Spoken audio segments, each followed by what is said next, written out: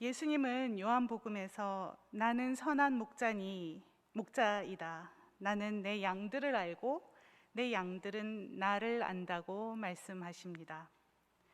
저는 오늘 그 알에 대해서 여러분과 고민해 보고 싶습니다. 주님이 선한 목자라는 말씀은 사실 우리가 들이마시는 공기처럼 가깝고 자연스럽게 느껴지는 말씀입니다. 사실 조금 더 자세히 들여다보면 우리가 매우 불편하게 느껴야 하는 비유임에도 불구하고 선한 목자 되신 주님이 나를 인도하실 것이라는 시편 23편의 비유와 더불어 이 말씀은 가장 어려운 시기에 위로가 되고 힘을 주는 은혜로 다가오곤 합니다. 그런데 이번에 연세대학교 대학교에 설교를 부탁받고 이 말씀을 대할 때 묘한 낯설음이 느껴졌습니다. 이 낯설음은요, 우리 강아지 코코 때문에 생긴 것 같습니다. 코코는 이제 5살이 된 시쭈입니다. 태어난 지 8주가 되었을 때 데리고 와서 평생을 저희 식구와 함께 살아온 코코한테 저는 주님께서 하시는 말씀과 비슷한 말을 할 수 있습니다. 나는 코코를 알고 코코는 나를 안다고 말이지요. 그 당시 5학년이었던 딸아이와 8주 된 주먹만한 강아지를 데리고 와서 먹이고 재우고 닦아주고 오줌똥 치워주면서 강아지 돌보는 것이 참 아기를 돌보는 것과 비슷하다고 생각했었습니다. 코코가 커나가면서는 아이를 교육시키는 것과 강아지를 교육시키는 것도 참 비슷하다고 생각했었습니다. 이제 5살이 된 코코는 철저하게 저희 식구들 순위를 매기고 차별합니다. 그리고 누구한테 가면 무엇을 얻을 수 있다는 것을 정확하게 알고 자신이 원하는 것을 얻어냅니다. 예를 들면요, 저는 코코의 털을 빗어주고 샤워를 시켜주기 때문에, 즉 코코가 가장 싫어하는 일을 하는 존재이기 때문에 저는 코코한테 인기가 없습니다. 반면 제 남편은 강아지 교육의 모든 계명을 어기고 내키는 대로 간식을 주고 심지어는 식탁에서 먹고 있는 음식도 저 몰래 강아지한테 주기 때문에 코코는 제 남편을 가장 좋아합니다. 어떤 때는 코코와 놀아주고 이뻐하지만 아빠보다는 간식을 주는데 나름의 규율을 가지고 있는 고등학생인 제 딸은 저와 제 남편 중간 정도로 취급을 받고 있습니다. 이러다 보니 코코의 관점에서 저는 무시할 수 없는 알파이고 우리 딸은 베타, 그 다음에 코코가 감마, 그리고 코코가 해달라는 모든 것을 해주는 제 남편은 델타의 위치를 차지하고 있습니다. 늑대의 유전자를 가지고 있는 코코의 관점에서 우리 식구는 이런 위계 질서를 가지고 있는 늑대의 무리가 된 것입니다. 우리 코코에게 몇 가지 명령을 가르쳤고 코코는 그것을 알아듣고 그 명령을 따릅니다. 미국에 살면서 이 명령들을 배워서 이 녀석은 영어를 알아듣는데요. sit, jump, down, stay, leave it 등을 알아듣고 한국어로는 맛있는 거 줄까? 나갈래? 등 몇 가지 질문을 알아듣습니다. 그리고 그 정도 언어로 충분히 코코와 살면서 해야 하는 소통의 문제들을 해결할 수 있습니다. 그런데 더 놀라운 것은 코코가 우리에게 가르쳐준 언어입니다. 예를 들면 코코가 우리를 쳐다보는 눈길과 코로 킁킁 하고 고개를 흔드는 동작으로 자기한테 관심을 가져달라고 합니다. 아빠를 들면 놀자고 조르는 것이고요. 맛있는 거 줄까? 나 나갈래? 라는 질문에 자신의 필요에 따라 온몸으로 대답합니다. 우리 어느 방에 들어가고 싶으면 그 방문을 앞발로 2번 긁어서 표현합니다. 어느새 우리 식구는 코코가 하는 말을 알아듣고 코코와 의사소통을 합니다. 이런 의사소통은 마치 우리 아이가 아기였을 때 아기의 울음소리만 들어도 젖가슴이 찡해오고 정확하게 여러 아기의 울음 속에서 내 아이의 울음소리를 구분할 수 있었던 엄마의 본능으로 하던 소통과도 참 닮았다는 생각을 해봤습니다. 어느 순간 코코의 눈을 보면서 이 녀석을 내가 이해하고 있다는, 내가 이 녀석을 안다는 인식이 진하게 엄습합니다. 나는 코코를 알고 코코는 나를 아는구나 하고 말이지요. 영장목에 속하는 저라는 포유동물과 식육목에 속하는 코코라는 포유동물이 종을 넘어 서로를 압니다. 제게 선한 목자의 비유가 낯설었던 것은 바로 저와 같이 영장목에 속하는 목자라는 포유동물과 경우 제목에 속하는 양이라는 포유동물이 서로를 안다고 주님께서 이야기하시는데 연유합니다. 종을 넘는 알미입니다. 주님께서 그런 알미, 주님과 우리의 관계라고 말씀하십니다. 저는 목회적 돌봄을 가르치는 목회 상담학 교수입니다. 목회적 돌봄에서 상대방을 안다는 것은 관계를 규명하고 사람과 사람을 연결하는 끈입니다. 하인즈 코엇이라는 저명한 정신분석가는 자신과 타인의 내면을 성찰하여 얻어내는 알을 공감이라는 말로 표현했습니다. 공감이라는 것은 우리가 타인을 이해하고 타인에게 연결되어 가게 하는 작용입니다.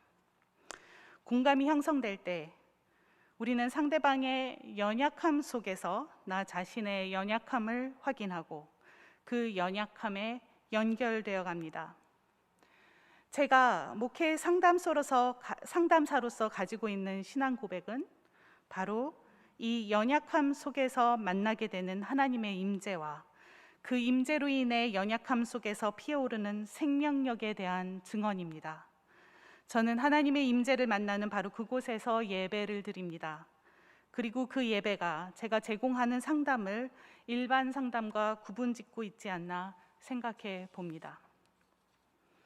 그러나 공감의 이면에는 이 연약함을 짓밟고 파괴할 수 있는 힘 또한 함께 존재합니다. 누군가를 안다는 것은, 누군가를 깊이 있게 이해한다는 것은, 누군가에게 깊이 공감한다는 것은 그의 연약함을 알고 그 연약함을 이용하고 악용할 수 있다는 것을 의미하기도 하기 때문입니다. 그 알므로 상대방을 지배할 수 있습니다. 나폴레옹이 1798년부터 1801년까지 프랑스 혁명 전쟁의 일환으로 이집트에 쳐들어갈 때 160명의 학자들을 데리고 갔다고 합니다. 그들이 이집트에서 보고 배운 지식들, 즉 그들이 이집트인들과 공감하고 그들에게 배우면서 모은 지식을 Description de l'Egypte라는 이집트에 대한 백과사전 37권으로 1809년에서 1826년까지 편찬해낼 때 이 지식은 연약함을 파고들어 이집트를 지배하는 데 쓰이는 제국의 프로젝트가 되어버립니다.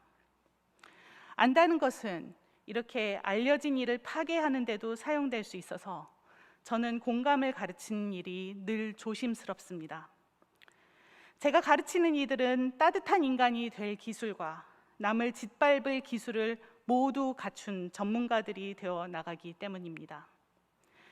양들을 알고 양들이 알아주는 선한 목자는 공감의 양면을 선하게 쓰는 목자이어야 합니다.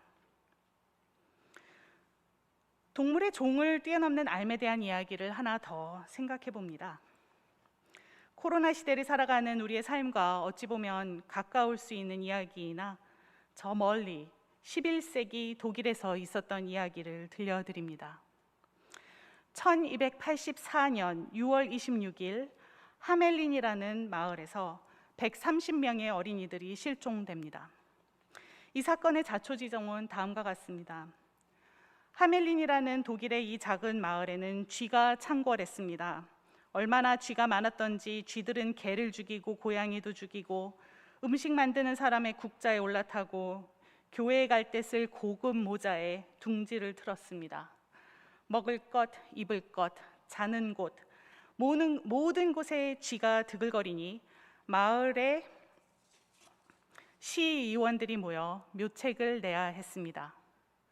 그때 이상야릇한 옷을 입은 피리 부는 사나이가 나타나 자기가 쥐를 없애줄 테니 1,000냥을 달라고 합니다. 1,000냥이 아니라 5,000냥도 줄 수 있다는 시의원들의 말을 듣고 사나이는 마을에서 피리를 붑니다. 그 소리를 듣고 마을의 구석구석에 있던 쥐들이 나와 사나이를 따라가니 피리 부는 사나이는 이 쥐떼를 몰고 강에 들어가 익사시킵니다. 아무도 못하던 설치류와의 소통을 이루어낸 사나이는 이 뛰어난 공감으로 이들을 모두 파괴해 버립니다. 이 삶은 쥐 문제로 골치 앓던 마을을 해방시킵니다.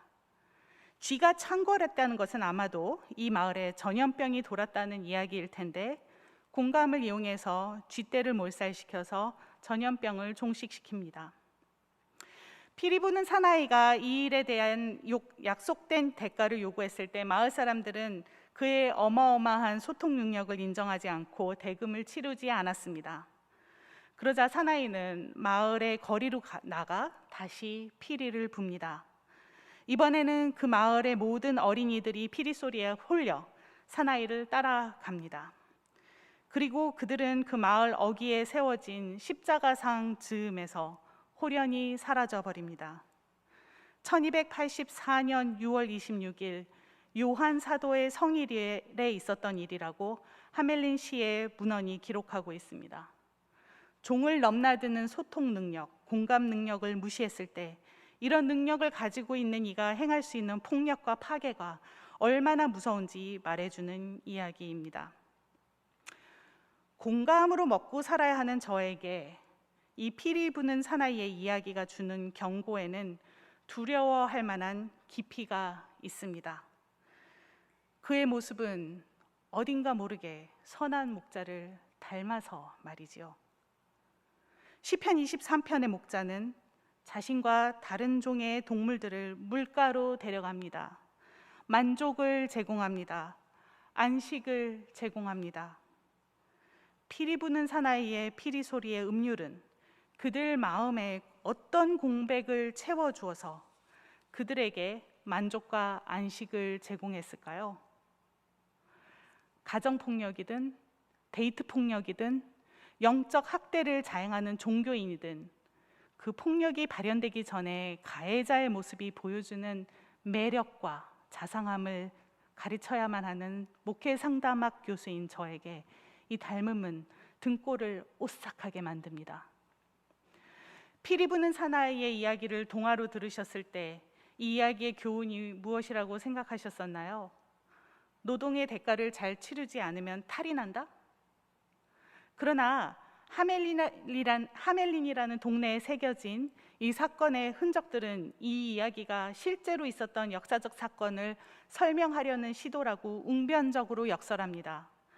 1284년의 어느 날 130명의 어린이들이 갑자기 사라진 사건을 이해하고 설명해야 하는 그 지역 어머니와 아버지들의 트라우마가 빚어낸 이야기입니다. 1384년에 쓰여진 하멜린 시의 한 기록은 우리 아이들이 사라진 지 100년이 지났다고 한탄합니다. 누군가의 뛰어난 공감이 한 세대를 몰살시킨 사건을 기록하고 있습니다. 주님의 말씀으로 돌아옵니다. 나는 선한 목자이다.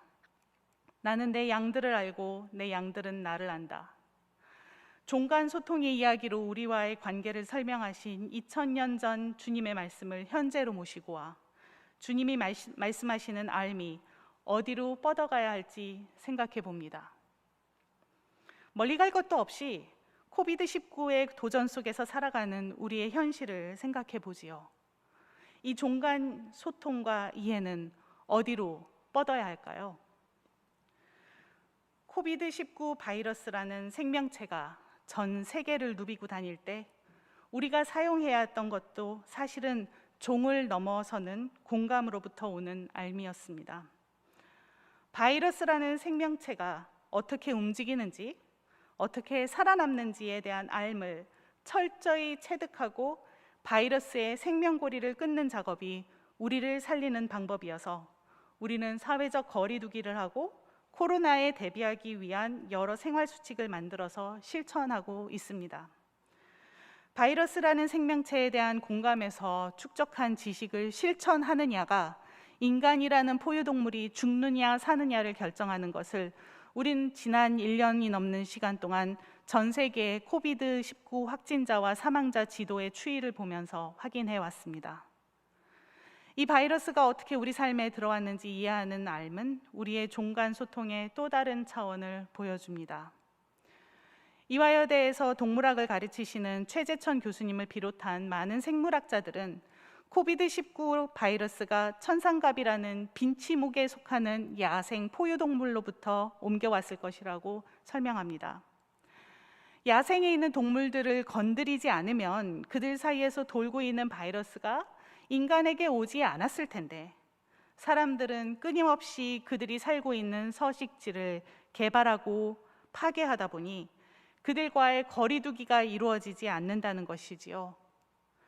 포유동물들 안에서 살던 바이러스는 다른 포유동물로 전염될 가능성이 많으니 인류가 개발을 멈추지 않는 이상 코로나 상황과 같은 팬데믹은 앞으로도 심심치 않게 일어날 것이라고 합니다. 한 종류의 포유동물이 뻗치는 파괴의 손길을 피해 도망가는 다른 포유동물들 사이에서 일어나는 역동과 그 포유동물들 사이사이에서 제 살 길을 찾고 있는 바이러스가 겪는 삶을 공감하는 알은 어찌 보면 인류가 파괴해온 우리의 생태계를 살릴 수 있는 선한 목자의 알미 되어야 하지 않을까 싶습니다. 선한 목자의 이미지는 목회적 돌봄의 이상이자 부담입니다. 내가 양을 알고 양들은 나를 안다고 하시는 주님은 그것은 마치 아버지께서 나를 아시고 내가 아버지를 아는 것과 같다. 나는 양들을 위하여 내 목숨을 버린다고 하십니다. 가히 획기적인 생각입니다. 제가 코코를 위해 목숨을 버리겠다고 하는 것, 나폴레옹이 이집트를 위해 목숨을 버리겠다고 하는 것, 피리 부는 사나이가 아이들을 위해 목숨을 버리겠다고 하는 것, 우리가 천상갑을 위해 목숨을 버리겠다고 하는 것처럼 이상하리만큼 엉뚱한 생각입니다. 그럼에도 불구하고 오늘 저는 그 안에서 우리의 시각을 넓혀보라는 주님의 말씀을 듣습니다. 내가 너희를 아는 것처럼 너희도 너희 주변의 생태계를 알라는 말씀을 듣습니다. 그리고 그 알므로 그들을 강물 속으로 끌고 가 죽이지 말고 쉴만한 물가로 인도해내는 선한 목자가 되어보라고 말씀하시는 주님을 봅니다. 죽음의 골짜기가 된 지구 생태계를 우리가 선한 목자가 되어 돌봐주길 원하시는 주님의 마음을 우리 모두 알게 되기를 주님의 이름으로 축원드립니다. 함께 기도하시겠습니다.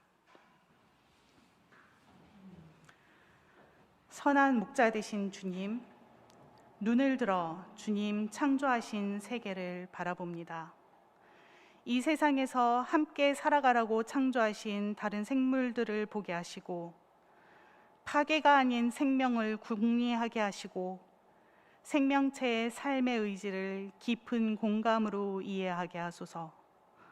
우리를 안다 하시고 목숨과 바꿀 만하게 귀하다 하신 선한 목자 주님, 우리도 우리 주변의 생명들을 귀하게 여기게 하소서. 선한 목자의 돌봄의 사역에 동참하게 하소서. 예수님의 이름으로 기도합니다. 아멘.